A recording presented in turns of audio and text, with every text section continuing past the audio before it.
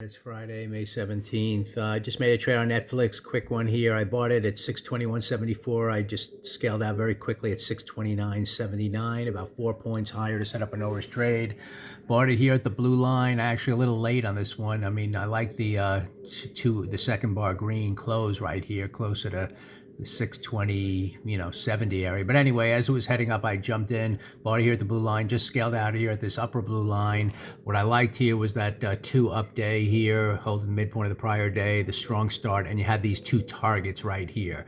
And I felt pretty strongly it was going to hit the 624.10 area, and then it just flew right through that, once it hit the 624.10, and I just exited here kind of at a market order to set up an no-risk trade, got a good fill, and now we'll see if it continues higher. The 15-minute chart is nice and green, heading up. As long as it holds the midpoint of that first bar, we have a directional move to the upside.